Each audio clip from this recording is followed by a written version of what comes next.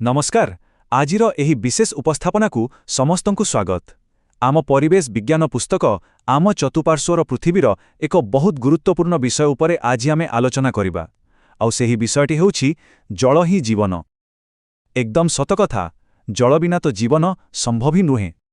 କିନ୍ତୁ କ'ଣ ଆମେ କେବେ ଭାବିଛେ ଆମର ଏହି ସବୁଠାରୁ ମୂଲ୍ୟବାନ ସମ୍ପଦ ପଛରେ କେତେ ବଡ଼ ରହସ୍ୟ ଆଉ କାହାଣୀ ଲୁଚି ରହିଛି? ଆସନ୍ତୁ ଆଜି ସେହି ଅଦ୍ଭୁତ ଯାତ୍ରାରେ ବାହାରିବା ଏବଂ ଜଳର ପ୍ରକୃତ ମୂଲ୍ୟକୁ ଆବିଷ୍କାର କରିବା।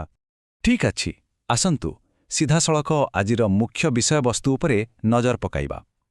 ଆମେ ଜାଣିବା ପୃଥିବୀରେ ଥିବା ମଧୁର ଜଳ ବିଷୟରେ, ଜଳର ବିଭିନ୍ନ ଉତ୍ସ ଓ ଅବସ୍ଥା, ଚମତ୍କାର ଜଳଚକ୍ର, ଆମ ପାଦ ତଳେ ଥିବା ଭୂତଳ ଜଳର ଗୁରୁତ୍ୱ ଏବଂ ଶେଷରେ ଆମେ ଏହାକୁ କିପରି ସଂରକ୍ଷଣ କରିପାରିବା ସେ ବିଷୟରେ।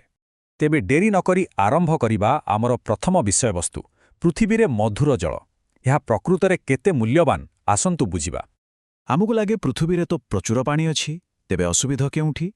କିନ୍ତୁ ଆଶ୍ଚର୍ଯ୍ୟର କଥା ହେଉଛି, ସମୁଦ୍ରର ଜଳ ଲୁଣିଆ ହୋଇଥିବାରୁ ଆମେ ତାହାକୁ ପିଇବା ବା ଚାଷ ପାଇଁ ସିଧାସଳଖ ବ୍ୟବହାର କରିପାରିବା ନାହିଁ। ବଞ୍ଚିବା ପାଇଁ ଆମକୁ କେବଳ ମଧୁର ଜଳ ଦରକାର। ଏକ ଛୋଟ ଉଦାହରଣ ନେବା। କଳ୍ପନା କରନ୍ତୁ, ପୃଥିବୀର ସବୁ ଜଳକୁ ଯଦି ଗୋଟିଏ 100 ମିଲିଲିଟର ଗ୍ଲାସରେ ରଖାଯାଏ, ତେବେ ଆମ ବ୍ୟବହାରଯୋଗ୍ୟ ମଧୁର ଜଳ କେତେ ହେବ ଜାଣିଛନ୍ତି? ମାତ୍ର ଗୋଟିଏ ଛୋଟ ଚାମଚ। ହଁ, ମାତ୍ର 5 ମିଲିଲିଟର। ଏବେ ଟିକେ ଭାବନ୍ତୁ, ସେହି ଗୋଟିଏ ଚାମଚ ଜଳ ଉପରେ ପୁରା ବିଶ୍ୱର ଜୀବଜଗତ ନିର୍ଭର କରୁଛି। ସତରେ ବହୁତ ଆଶ୍ଚର୍ଯ୍ୟଜନକ, ଠିକ୍ ନା? ଏବେ ଆସନ୍ତୁ ଦେଖିବା ଦ୍ୱିତୀୟ ବିଷୟବସ୍ତୁ, ଜଳର ବିଭିନ୍ନ ଉତ୍ସ ଏବଂ ଅବସ୍ଥା। ଆମର ଏହି ଜୀବନରକ୍ଷକ ନାୟକ କେଉଁ କେଉଁ ରୂପରେ ଆମ ପାଖରେ ପହଞ୍ଚେ ତାହା ଦେଖିବା। ଆମ ଚାରିପାଖରେ ଟିକେ ଲକ୍ଷ୍ୟ କଲେ ଆମେ ଜଳର ଅନେକ ଉତ୍ସ ଦେଖିବାକୁ ପାଇବା। ଉଚ୍ଚ ପର୍ବତ ଶିଖରରୁ ତରଳୁଥିବା ବରଫ ନଦୀ ହୋଇ ବହି ଆସେ। ଗାଁମାନଙ୍କରେ ଆମେ କୂଅ ବା ନଳକୂଅରୁ ବି ଜଳ ସଂଗ୍ରହ କରୁ। ଆଉ ଆକାଶରୁ ପଡ଼ୁଥିବା ବର୍ଷା ଜଳ ତ ନଦୀ ଓ ପୋଖରୀଗୁଡ଼ିକୁ ପୁଣିଥରେ ନୂଆ ଜୀବନ ଦିଏ। ଏପରିକି ସମୁଦ୍ରର ଲୁଣିଆ ଜଳ ବି ପରୋକ୍ଷରେ ଆମ ପରିବେଶର ଏକ ବହୁତ ବଡ଼ ଅଂଶ। ଏସବୁ ମିଶି ଆମ ଜୀବନଧାରଣର ମୂଳଦୁଆ ତିଆରି କରନ୍ତି। ଏହିଠାରେ ବିଜ୍ଞାନ ଆହୁରି ମଜାଦାର ହୋଇଯାଏ। ଜଳ ହେଉଛି ପ୍ରକୃତିର ଏମିତି ଏକ ସ୍ୱତନ୍ତ୍ର ଉପାଦାନ ଯାହା 3ଟି ଅବସ୍ଥାରେ ରହିପାରେ: କଠିନ, ତରଳ ଏବଂ ଗ୍ୟାସୀୟ। ଗ୍ଲାସରେ ଥିବା ବରଫ ଖଣ୍ଡଟି ହେଲା ଏହାର କଠିନ ଅବସ୍ଥା। ଏହା ତରଳିଗଲେ ହୋଇଯାଏ ସାଧାରଣ ପାଣି ବା ତରଳ ଅବସ୍ଥା। ଆଉ ଯେତେବେଳେ ଆମେ ପାଣିକୁ ଗରମ କରୁ, ଏହା ଫୁଟି ବାଷ୍ପ ପାଲଟିଯାଏ, ଯାହାକି ଏହାର ଗ୍ୟାସୀୟ ଅବସ୍ଥା।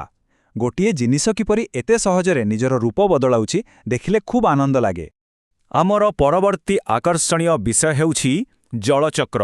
ଏହା ପ୍ରକୃତିରେ ଏକ ଅଟକି ନଥିବା ନିରନ୍ତର ପ୍ରକ୍ରିୟା। ଏହି ପ୍ରକ୍ରିୟାଟି ଏକ ସୁନ୍ଦର ଚଳଚ୍ଚିତ୍ର ଭଳି କାମ କରେ।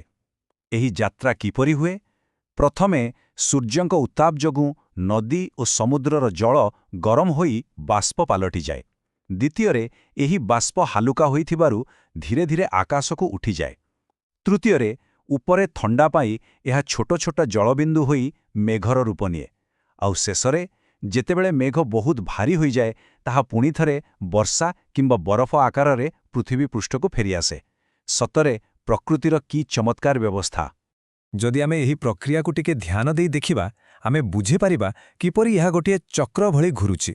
ଲାଲ ରଙ୍ଗର ତୀର ଚିହ୍ନଗୁଡ଼ିକ ଦର୍ଶାଉଛି କିପରି ସୂର୍ଯ୍ୟ କିରଣ ଜଳକୁ ବାଷ୍ପ କରି ଉପରକୁ ଟାଣି ନେଉଛି। ତାପରେ ସେହି ନୀଳ ତୀର ଚିହ୍ନଗୁଡ଼ିକ କହୁଛନ୍ତି କିପରି ବର୍ଷା ଜଳ ପାହାଡ଼ ଓ ସମତଳ ଅଞ୍ଚଳ ଦେଇ ବହି ଆସି ପୁଣି ସେହି ନଦୀ ଓ ସମୁଦ୍ରରେ ମିଶିଯାଉଛି। ବାଷ୍ପୀକରଣ, ଘନୀଭବନ ଏବଂ ବୃଷ୍ଟିପାତ, ଏହା ଏକ ଅବିରତ ଚକ୍ର ଯାହା ପୃଥିବୀରେ ଜଳର ସଠିକ୍ ସନ୍ତୁଳନ ବଜାୟ ରଖିଥାଏ। ବର୍ତ୍ତମାନ ଚତୁର୍ଥ ବିଷୟବସ୍ତୁ, ଆମ ପାଦ ତଳେ ଲୁଚି ରହିଥିବା ଭୂତଳ ଜଳର ଗୁରୁତ୍ୱ। ବର୍ଷା ହେଲେ ଗୋଟିଏ ଜିନିଷ ଲକ୍ଷ୍ୟ କରିବେ, ସବୁ ପାଣି କ'ଣ ବହିଯାଏ? ନା, ଅନେକ ପାଣି ମାଟି ଭିତରକୁ ଶୋଷି ହୋଇଯାଏ, ଯାହାକୁ ଆମେ ଭୂତଳ ଜଳ ବୋଲି କହୁ। ଆମେ ଆମର ପ୍ରତିଦିନର ବ୍ୟବହାର ପାଇଁ ଏହି ଜଳ ଉପରେ ହିଁ ସର୍ବାଧିକ ନିର୍ଭର କରୁ। କିନ୍ତୁ ଏବେ ଏକ ବଡ଼ ସମସ୍ୟା ଦେଖାଦେଲାଣି। ଗୋଟିଏ ପଟେ ପ୍ରାକୃତିକ ମାଟି ବର୍ଷା ଜଳକୁ ସହଜରେ ଶୋଷି ନେଉଛି, କିନ୍ତୁ ଅନ୍ୟପଟେ ସହରାଞ୍ଚଳର କଂକ୍ରିଟ ରାସ୍ତା ସବୁ ବାଟ ବନ୍ଦ କରିଦେଉଛି।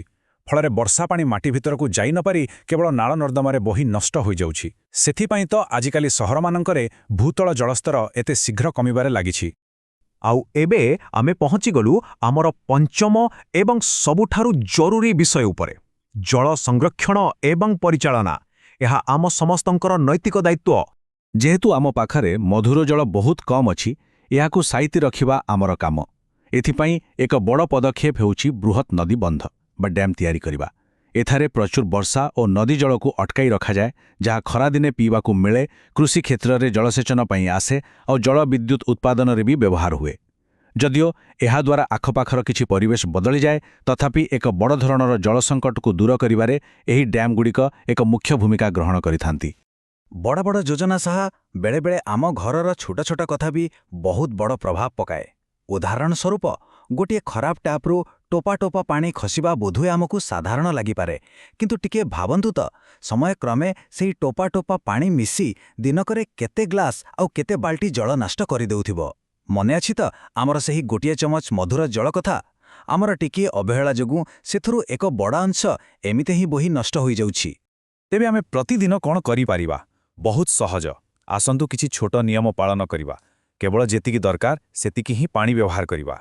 କାମ ସରିଲେ ଟ୍ୟାପ୍କୁ କଷିକି ବନ୍ଦ କରିବା। ଘରେ କୌଣସି ପାଇପ୍ ଲିକ୍ ହେଉଥିଲେ ତାକୁ ତୁରନ୍ତ ସଜାଡ଼ିବା। ଆଉ ଗୋଟିଏ ବଢ଼ିଆ କାମ ହେଲା, ଫଳ ବା ପରିବା ଧୁଆ ପାଣିକୁ ନାଳରେ ନ ଫିଙ୍ଗି ଆମ ଗଛ ମୂଳରେ ଦେଇଦେବା। ସବୁଠୁ ବଡ଼ କଥା ହେଲା, ନିଜ ପରିବାର ଓ ସାଙ୍ଗସାଥୀଙ୍କୁ ଏ ବିଷୟରେ ବୁଝାଇ ସଚେତନ କରିବା। ଏହି ଛୋଟ ଛୋଟ ପ୍ରୟାସ ଦିନେ ବହୁତ ବଡ଼ ପରିବର୍ତ୍ତନ ଆଣିବ, ଏଥିରେ କୌଣସି ସନ୍ଦେହ ନାହିଁ। ଏକ ଖୁସିର କଥା ହେଲା ଯେ ଏହି ସମସ୍ୟାର ସମାଧାନ ପାଇଁ ସରକାର ଏବଂ ସମାଜ ମଧ୍ୟ ବିଭିନ୍ନ ପଦକ୍ଷେପ ନେଉଛନ୍ତି। ଜଳଶକ୍ତି ଅଭିଯାନ ଭଳି କାର୍ଯ୍ୟକ୍ରମ ଆମ ସମସ୍ତଙ୍କୁ ଜଳ ସଂରକ୍ଷଣ ପାଇଁ ଉତ୍ସାହିତ କରୁଛି। ଏଥିରେ ଏକ ବିଶେଷ ପ୍ରକ୍ରିୟା ଉପରେ ଗୁରୁତ୍ୱ ଦିଆଯାଉଛି, ଯାହାକୁ ଆମେ କହୁ ବର୍ଷା ଜଳ ଅମଳ ବା ରେନ୍ ୱାଟର ହାର୍ଭେଷ୍ଟିଂ। ଏହାର ଅର୍ଥ ହେଲା ବର୍ଷା ପାଣିକୁ ରାସ୍ତାରେ ବୃଥାରେ ବହିଯିବାକୁ ନ ଦେଇ ଆମ ଘରର ଛାତରୁ ପାଇପ୍ ମାଧ୍ୟମରେ ସଂଗ୍ରହ କରି ଭୂମି ତଳେ ଥିବା ଟାଙ୍କି ବା କୂଅରେ ଜମା କରିବା। ଏମିତି କଲେ ଭୂତଳ ଜଳସ୍ତର ବୃଦ୍ଧି ପାଇବ ଏବଂ ଭବିଷ୍ୟତ ପାଇଁ ଆମର ପାଣି ସୁରକ୍ଷିତ ହୋଇ ରହିବ। ତେବେ ଆମେ ଆଲୋଚନା କଲେ ଯେ ଜଳ ପ୍ରକୃତିର କେତେ ଅମୂଲ୍ୟ ଉପହାର। ଗୋଟିଏ ଚାମଚ ମଧୁର ଜଳରୁ ଆରମ୍ଭ କରି ବିରାଟ ଜଳଚକ୍ର ପର୍ଯ୍ୟନ୍ତ ଏହାର ଯାତ୍ରା ସତରେ ଅଦ୍ଭୁତ। ଆଜିର ଏହି ଆଲୋଚନା ଶେଷ କରିବା ପୂର୍ବରୁ ମୁଁ ଗୋଟିଏ ପ୍ରଶ୍ନ ଆପଣମାନଙ୍କ ପାଇଁ ଛାଡ଼ି ଯାଉଛି। ଆଜିଠାରୁ ହିଁ ଆମେ ଆମ ନିଜ ଘରେ କିମ୍ବା ବିଦ୍ୟାଳୟ ପରିସରରେ ବର୍ଷାଜଳ ସଂଗ୍ରହ କରିବା ପାଇଁ କି ନୂଆ ବ୍ୟବସ୍ଥା କରିପାରିବା? ଟିକେ ଚିନ୍ତା କରନ୍ତୁ। ଏହି ଗୋଟିଏ ଚିନ୍ତାଧାରା ଆମକୁ କେବଳ ଦର୍ଶକରୁ ପରିବର୍ତ୍ତନର ବାହକ ସାଜିବାରେ ସାହାଯ୍ୟ କରିବ। ଆଜିର ଏହି ଉପସ୍ଥାପନାରେ ଶେଷ ଯାଏଁ ସାମିଲ ହୋଇଥିବାରୁ ବହୁତ ବହୁତ ଧନ୍ୟବାଦ। ଆସନ୍ତୁ ମିଳିମିଶି ପ୍ରତିଟି ଜଳବିନ୍ଦୁକୁ ସାଇତି ରଖିବା, କାରଣ ଆମେ ଜାଣିଛେ ଜଳ ହିଁ ପ୍ରକୃତିରେ ଜୀବନ।